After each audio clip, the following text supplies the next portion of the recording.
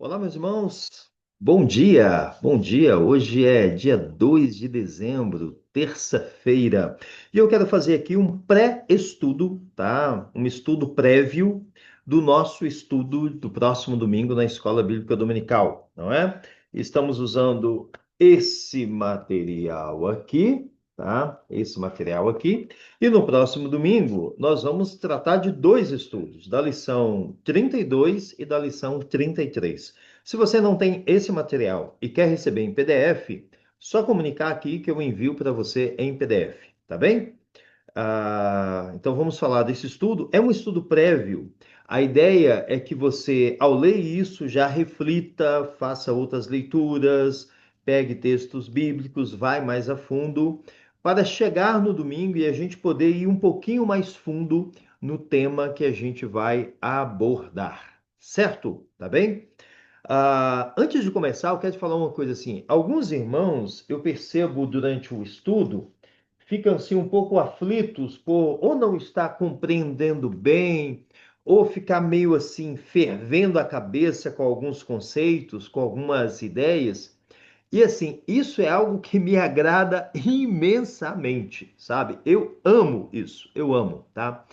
Eu tenho gastura daqueles estudos de EBD em que a gente fica falando o óbvio, sabe? Em que todo mundo fala ali o óbvio. Ah, Jesus é o caminho, a verdade e a vida, né? O caminho é isso, a verdade é isso, a vida é isso, e tá, e todo mundo é tal. Sabe assim? Não, sabe?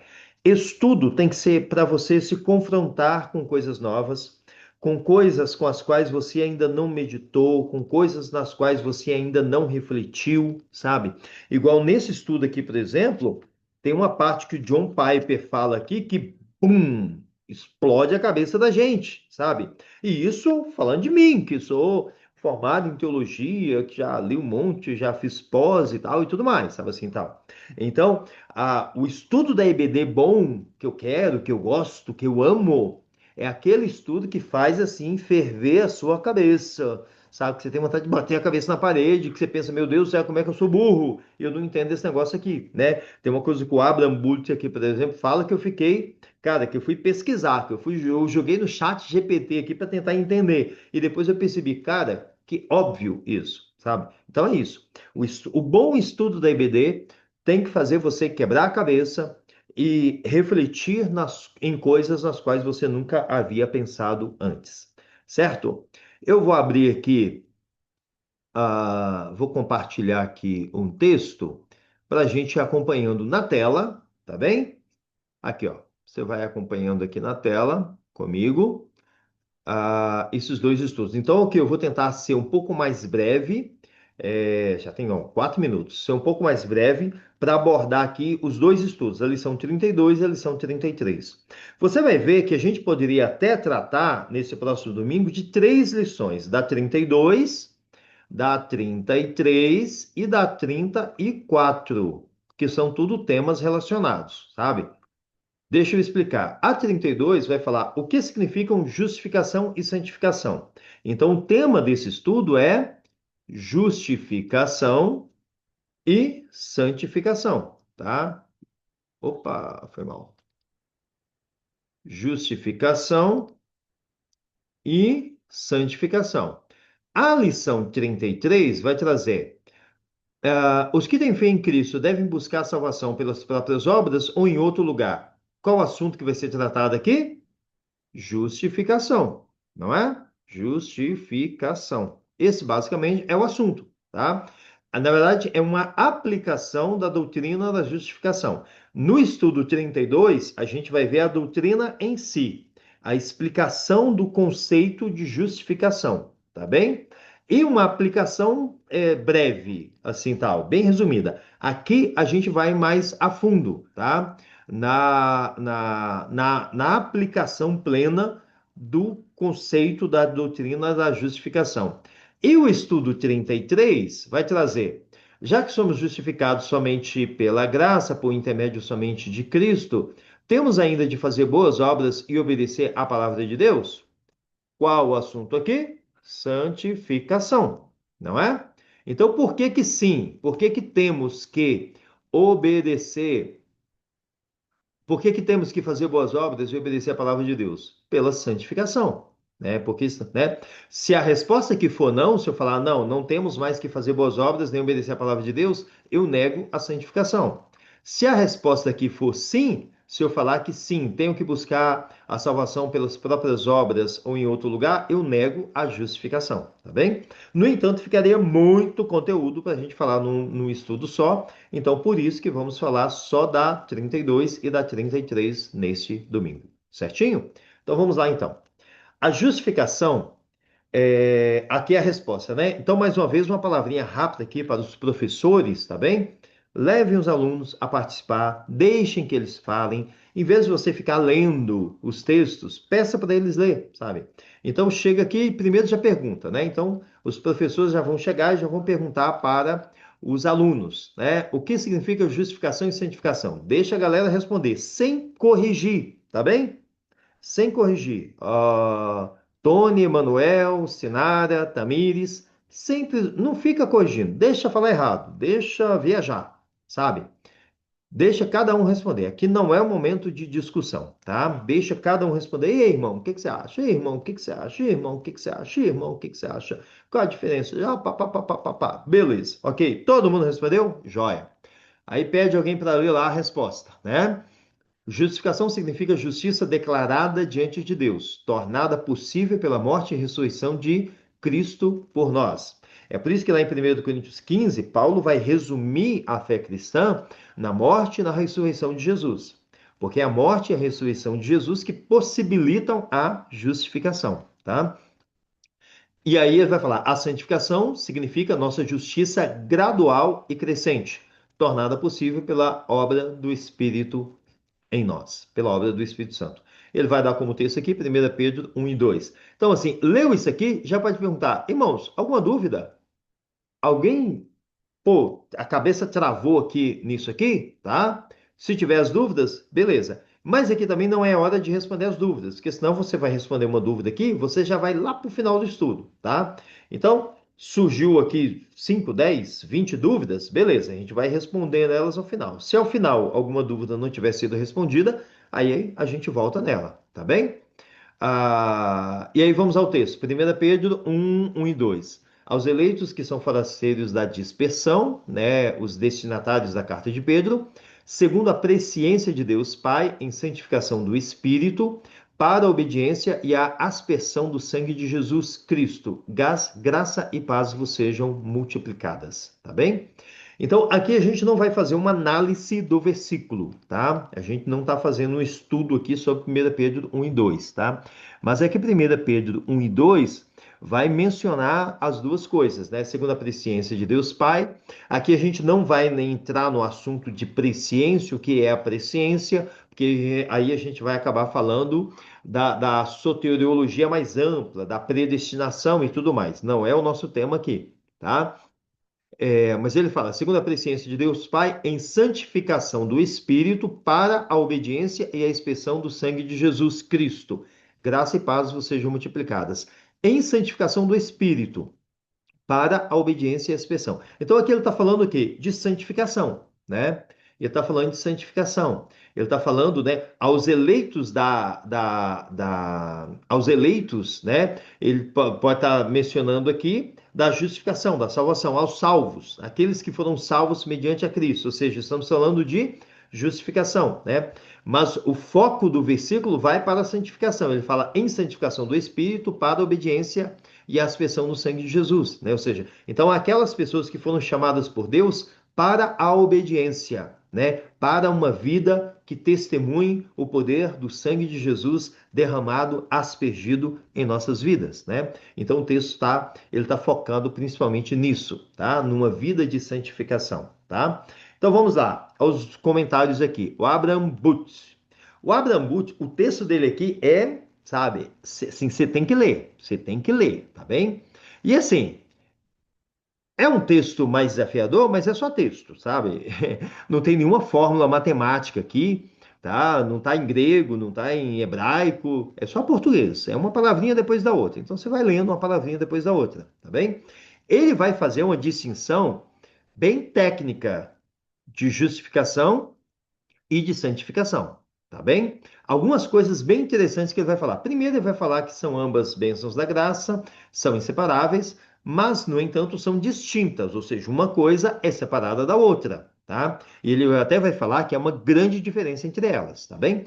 E aí ele vai aqui, ó, a distinção pode ser expressa assim, tá? Como que ele vai mencionar a distinção? Ele vai falar: a justificação respeita a pessoa em sentido legal, tá? Refere-se à pessoa em sentido legal. É um ato único da graça e termina em uma mudança relativa. Vamos com calma. Ou seja, sentido legal, ou seja, está falando de justiça, é como de um tribunal, né? Então é uma quando o juiz bate o martelo e fala culpado, ele está fazendo uma declaração legal. Quando o juiz bate o martelo e fala inocente, ele está fazendo uma declaração legal, ou seja, ele está declarando o estado de legalidade daquela pessoa diante da justiça, né? Se ela é culpada ou se ela é justa, ou se ela está justificada, se ela é inocente, tá?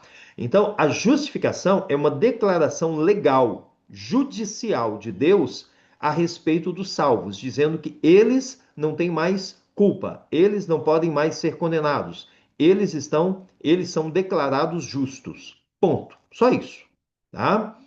E aí ele fala, né? Em um ato único, né? Ou seja, a justificação não é algo que acontece ao longo do tempo, não é algo que acontece em partes. Não existe 30% de justificação, né? Ou você é ou não é. Ou você é declarado justo ou é declarado condenado, né? Então, é um ato único. Ela acontece num ponto, tá? E ele fala, e termina em uma mudança relativa, tá? Por quê? Porque ela não se refere a uma mudança nas nossas vidas. A justificação é um ato que acontece fora de nós. É uma declaração de Deus a nosso respeito, tá? Então, não se trata de uma mudança na nossa vida, mas uma declaração externa de Deus a nosso respeito, tá? E aí ele continua, ou seja, na liberdade de ser punido e no direito à vida. Essa a liberdade de ser punido aqui me travou de um jeito que você nem imagina. Eu fiquei batendo a cabeça, como assim a liberdade de ser punido? A liberdade de ser punido. Eu pensei, pô, seria a liberdade de não ser punido e tal, né? Aí só depois que eu fui entender o óbvio, né? A liberdade de ser punido é a liberdade de não mais ser punido, de nunca ser punido, né? É tipo a liberdade da prisão, ou seja, a liberdade da prisão como que eu escrevi aqui, né? É estar livre da possibilidade de ser preso, né? A liberdade de ser punido é estar livre da possibilidade de ser punido, tá? No direito à vida, tá? A santificação, tá? Então, essa aqui é a definição que ele dá de justificação, tá? De justificação. Aí, a santificação, a, né, justificação e a santificação, né? Aí, como que ele vai apresentar a santificação, né? A santificação, por sua vez, leva em conta o sentido físico. Por quê? Porque agora está falando de nós. Não é uma declaração externa de Deus a nosso respeito, não. A santificação é uma mudança que acontece em nós, tá? Você pode olhar para uma pessoa que foi justificada por Deus e não ver nenhum indício disso. Grava isso aqui é bom, tá? Você pode olhar para uma pessoa que foi justificada por Deus e não ver nenhum indício disso.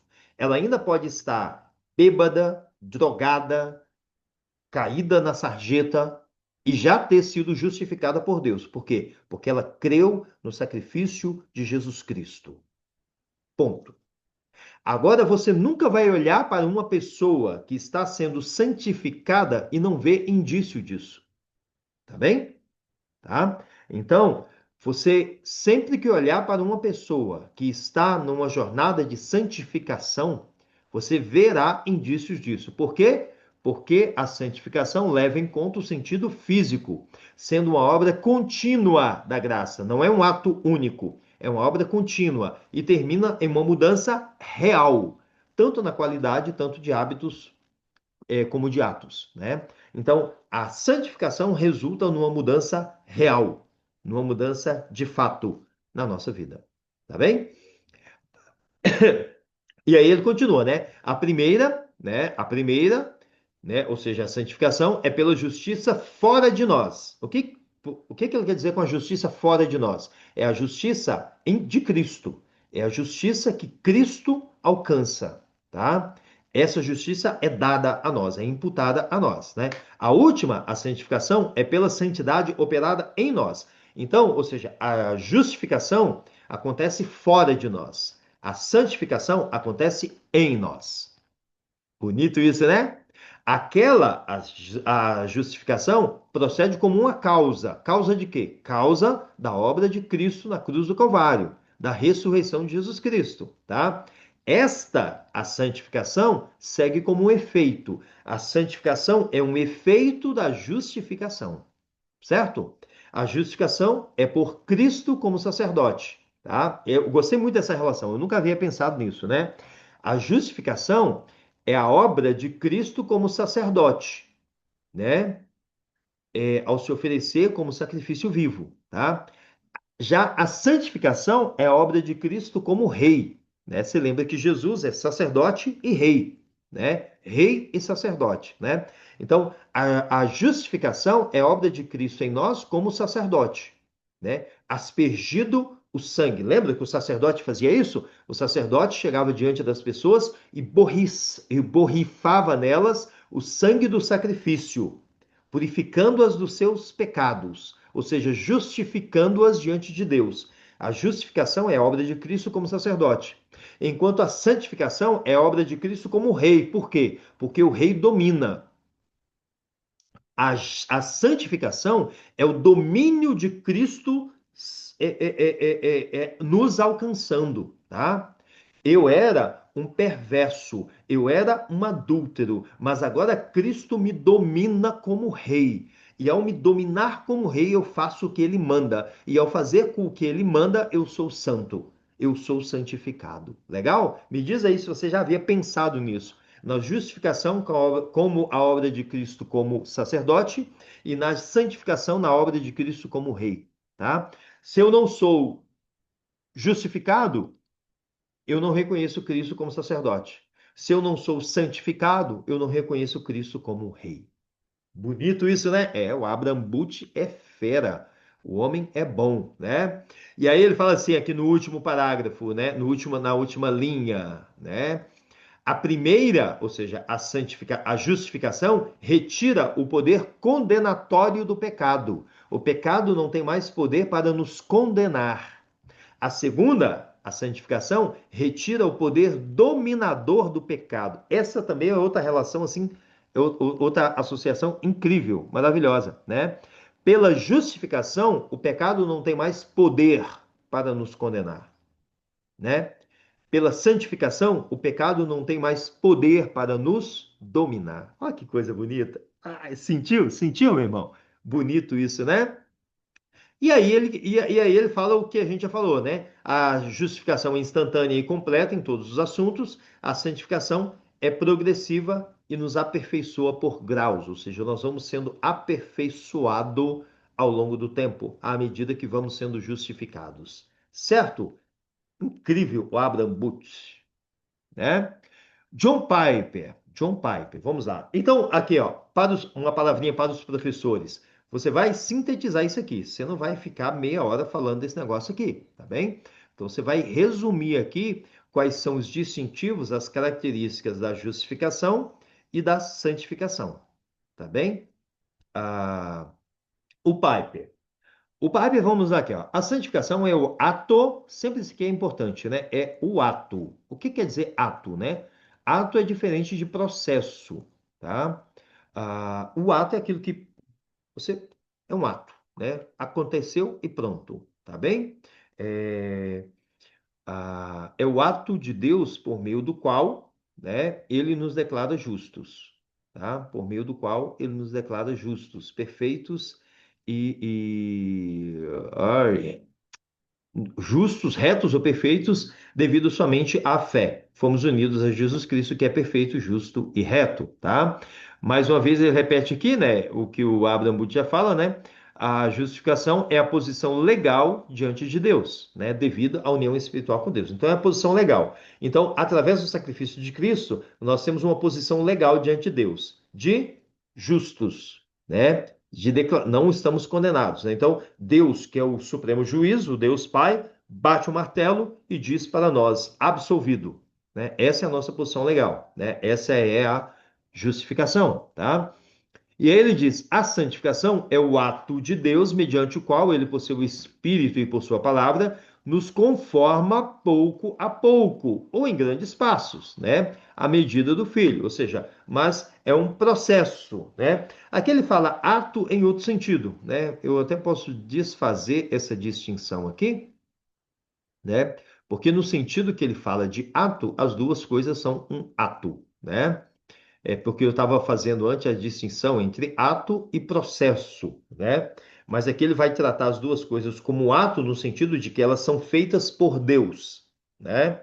Então, ou seja, elas são operadas por Deus, né? Então, no entanto, a justificação é operada por Deus num momento único, né? De uma forma pontual, tá? Enquanto a santificação é um ato operado por Deus ao longo do tempo, nos conformando pouco a pouco, em grandes passos, como ele diz, à medida do Filho de Deus, né? Aí ele fala, né? Assim estamos realmente nos tornando justos em nosso comportamento, realmente vencendo as imperfeições em nossa santificação, né? Qual é a evidência de alguém que está sendo santificado? É que ele está vencendo as imperfeições na sua santificação, tá? Ele está vencendo as imperfeições, né? Ele está avançando, ele está vencendo o pecado, tá bem? Aqui, aí a partir daqui começa a parte mais pesada, né? Um pouquinho mais de fritar a cabeça que ele fala, né? Ele vai usar Hebreus 10, 14, né? Que é porque, como uma única oferta, Cristo aperfeiçoou para sempre todos aqueles que estão sendo santificados, né? Com uma única oferta, né? Ou seja, a morte de Jesus na cruz do Calvário e a sua ressurreição. Cristo aperfeiçoou para sempre todos aqueles que estão sendo santificados. Você percebe que aperfeiçoar e santificar são sinônimos, né? É basicamente a mesma coisa, tá? Ser perfeito e ser santo é a mesma coisa. Quando Deus diz sede perfeitos, como é perfeito o vosso Pai que está nos céus, é a mesma coisa de sede santos, como é santo o vosso Pai que está nos céus. Ser perfeito e ser santo é a mesma coisa. Então, basicamente, ele está aqui fazendo um jogo de palavras, dizendo que Cristo nos aperfeiçoou para sempre todos aqueles que estão sendo aperfeiçoados. Ou Cristo nos santificou para sempre todos aqueles que estão sendo santificados. E aí, o John Piper vai fazer uma belíssima aplicação desse negócio, né? E tanto que ele vai falar aqui, né? Zoa paradoxal, né? E ele fala: eu sei que zoa paradoxal, mas essa é exatamente a chave da vida cristã, tá? Qual é o resumo disso aqui? Que eu não vou ler tudo. Nós só podemos nos aperfeiçoar porque fomos em Cristo feito perfeitos. Entendeu? Nós só podemos nos santificar porque em Cristo fomos feitos santos. Isso é maravilhoso, tá? Vou paradoxal, né? Cara, se eu já fui feito santo, por que eu preciso me santificar? Não é? Essa é a pergunta que surge. Se eu já fui feito, né? Deixa eu até, ó, deixa eu parar aqui, só para você me olhar aqui, tá?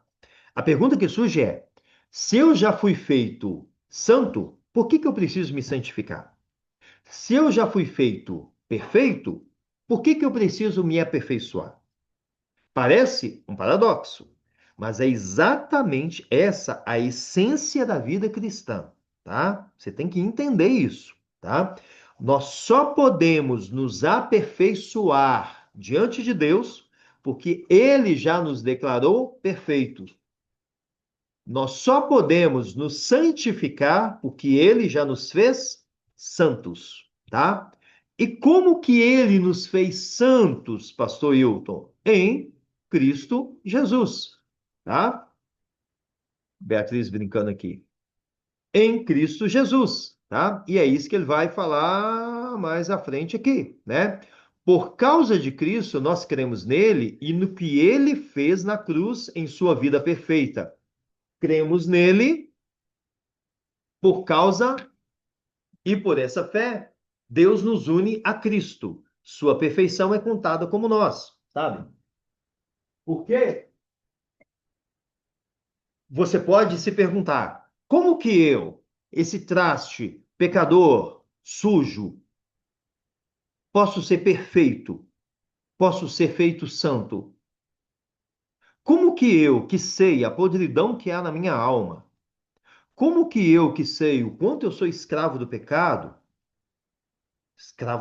não, né? O quanto ainda sou afetado pelo pecado, como que eu posso ser declarado santo ou perfeito? Por Cristo. Porque mesmo eu sendo esse traste que sou, eu estou unido a Cristo. E se estou unido a Cristo, a perfeição dele é contada como minha. Isso não é maravilhoso? Sua perfeição é contada como nossa. O mérito não é seu, meu irmão. O mérito é de Cristo. Sabe? Então, isso é maravilhoso, tá? E aí, o Piper termina falando assim, né? Ah, primeiro ele vai falar aqui, eu tenho que citar isso, né? A evidência de que estamos aperfeiçoados em Cristo é que odiamos o pecado e a cada dia, pela fé e pelas promessas, lutamos para vencer as imperfeições que existem, tá? Então, a evidência que fomos justificados é qual? Que odiamos o pecado. E a evidência que estamos sendo santificados é qual? É que lutamos para vencer as imperfeições que existem, tá? O que mostra, o que prova que você foi justificado? Me diz. É que eu odeio o pecado. E o que prova que você está sendo santificado? É que você está lutando para vencer as imperfeições que existem. Quem te conhece pode falar, essa pessoa está lutando para melhorar. Você não está dizendo, eu sou assim mesmo. Você está lutando contra o que você é, para ser aquilo que em Cristo você já é. Olha só que lindo. É isso que o Piper fala aqui, ó, né? E por essa justiça, ó, como que ele termina? John Piper é maravilhoso. Se você puder comprar um livro de Piper e ler, faça isso. E por esta justiça, e por causa dessa justiça, ou seja, a justiça de Cristo, passamos uma vida inteira nos tornando aquilo que já somos. Ai, frita a cabeça, não frita? É isso. Mas eu tenho que terminar lendo aqui o que ele fala, né? A minha exortação, o Piper fala, é não confunda a ordem, tá? Não confunda a ordem, tá? Deixa eu até parar aqui, ó. Não confunda a ordem, meu irmão, tá? Não confunda a ordem. Qual que é a ordem? Você não está se santificando para ser santo. Você não está se aperfeiçoando para ser perfeito, tá bem? É exatamente o contrário. Você está se santificando porque você já é santo em Cristo. Você está se aperfeiçoando porque você já é perfeito. Entendeu? Essa é a ordem. O mundo inteiro inverte essa ordem. Todas as religiões do mundo inteiro invertem essa ordem. Dentro do próprio cristianismo, tem muita gente que inverte essa ordem. Você tem que se esforçar, você tem que se dedicar, você tem que jejuar, você tem que se penitenciar para que você seja santo. Não, meu irmão.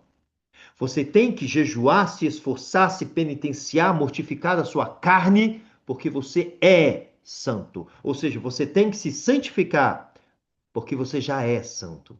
Porque você já foi feito santo por Deus através do sacrifício de Cristo Jesus. Você tem que se esforçar, lutar contra o pecado e vencer a cada dia as suas imperfeições, porque você já foi em Cristo feito perfeito. Em Cristo você já foi aperfeiçoado. É isso que nos motiva na jornada de santidade e de perfeição da nossa vida. Entendeu? Essa é a ordem. Bonito, né? Poderoso, maravilhoso, tá? Você percebe que a força não vem de nós. A força para isso vem de Cristo Jesus. E aí, isso nos liga diretamente, como eu já falei, com o nosso estudo seguinte, que é: os que têm fé em Cristo devem buscar a salvação pelas próprias obras ou em outro lugar? Não, não devem, tá? Então, professores, você vai perguntar e vai deixar o povo responder, não é? Você não vai fazer igual eu estou fazendo aqui, né? Né? Não devem. Por quê? Pois tudo que é necessário à salvação se encontra em Cristo. Buscar a salvação pelas obras, pelas boas obras, é negar que Cristo seja o único e redentor e salvador. É negar a suficiência de Cristo, tá? É negar a suficiência de Cristo. Amarelo não dá para ver, não, né? É negar a suficiência de Cristo. É por isso que nós gostamos de declarar que Jesus Cristo é o meu único e suficiente Salvador. Suficiente quer dizer que não falta nada, que não precisa de nenhum acréscimo, tá?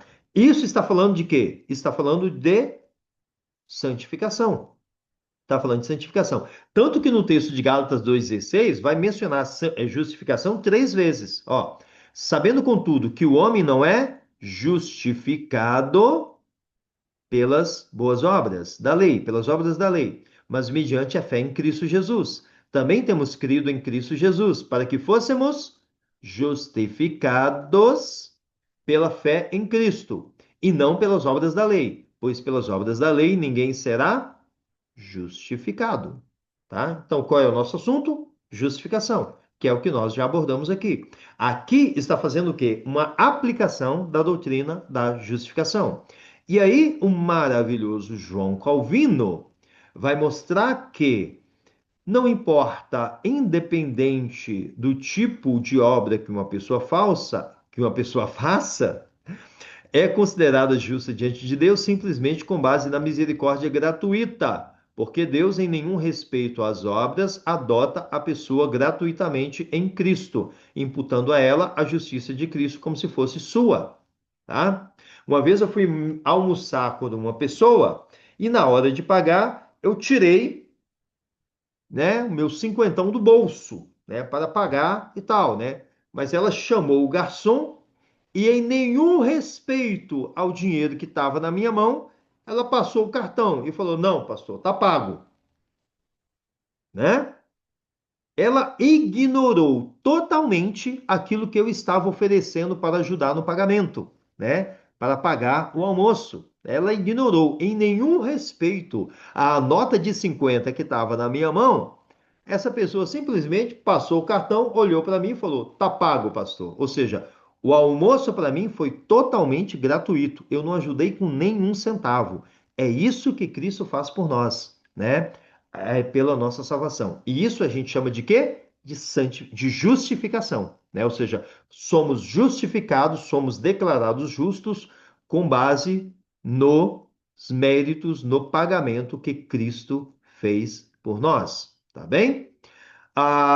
O ponto em que o mundo se desvia, pois esse erro tem prevalecido em quase todas as eras, é imaginar que o homem, por mais parcialmente defeituoso que seja, ainda tem algum grau de merecimento em favor de Deus por suas obras, tá? Então, tem alguma coisa que o homem faça ou possa fazer para a sua salvação, e isso ofende a Cristo, tá? Isso ofende a Cristo. Isso diz, se eu digo que alguma coisa que eu faço ou possa fazer coopera com a salvação, coopera com aquilo que Cristo fez por nós, eu estou dizendo que o que ele fez não basta, o que ele fez não é suficiente, tá bem? Então, basicamente, esse aqui é o argumento do John Calvino, sabe? Do João Calvino, tá bem?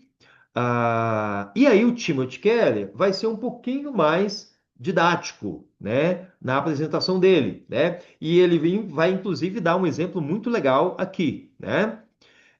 Primeiro que ele vai dizer que se você tenta acrescentar alguma coisa à obra que Cristo fez, ou seja, se você tenta dizer, Cristo fez isso por mim e pela obra de Cristo eu for salvo, mas eu preciso fazer isso. Se você diz, eu preciso fazer isso, eu preciso acrescentar esse tiquinho de nada aqui para ser salvo, então eu estou dizendo que ele não é suficiente e que eu me torno o meu próprio Salvador. Porque se eu não acrescentar aquele tiquinho de nada, eu não sou salvo. Então, ou seja, na prática, eu me torno o meu próprio Salvador. Ou seja, eu nego a obra de Cristo, tá? Então, a justificação fala disso. E aí, o Keller aqui, o Tim Keller, ele vai dar uma ilustração muito boa, né? Pense que o senhor A pede para o senhor B, né? Pensa que o José pede para o Antônio, né? Fazer um armário para ele, né? E o Antônio vai lá e faz um trabalho maravilhoso, né? O Antônio faz um armário perfeito, né? E tudo. Mas aí o José chega lá e pega uma lixa e fala: Ó, eu só vou dar mais uma lixadinha que vai ficar bom. Aí o Antônio fala: Não, o seu armário está pronto, ele está perfeito do jeito que está, tá? Se o José insiste em dar a lixada, ele está dizendo que o trabalho do Antônio não foi perfeito, tá? E é isso que fazemos, tá? É isso que fazemos. Não dá para a gente acrescentar nada, né? E aí o Kelly ainda fala, né? Ah, onde que ele fala aqui, né? Se você tenta acrescentar alguma coisa, só vai diminuir, né? Se você tenta acrescentar alguma coisa à obra de Cristo Jesus, você só diminui, você só tira o valor dela, tá? E aí ele vai terminar dizendo que os reformadores protestantes ofereceram fortes argumentos bíblicos de que não é possível misturar fé com obras, tá? As nossas obras atuam na nossa santificação. A nossa fé atua na nossa justificação, tá? Obviamente, a nossa fé também atua na nossa santificação, né? Você não pode ser santificado, você não pode se santificar sem fé, né? Sem fé é impossível agradar a Deus, né? Mas a fé atua na justificação de modo que não há nenhum espaço para as nossas obras nela, tá? Ao contrário, as obras atuam na nossa santificação, né? Porque se estamos nos santificando, isso será evidenciado nas nossas obras, tá bem? Isso nos lembra de Hebreus 2, Hebreus, né?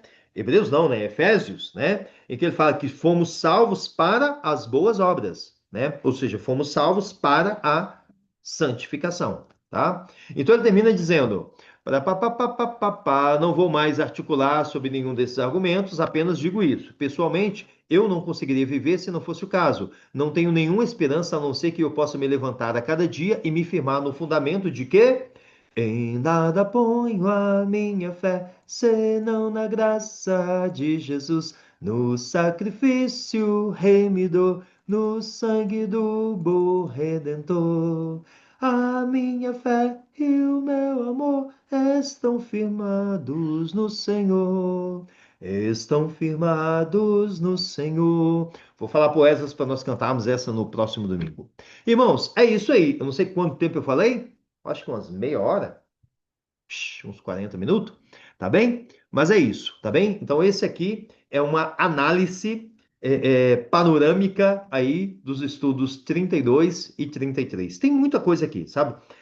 Leia, tá? Mas leia com atenção, leia com cuidado, estude, leia com uma caneta escrevendo, rabiscando, leia de novo, sabe? Releia, sabe?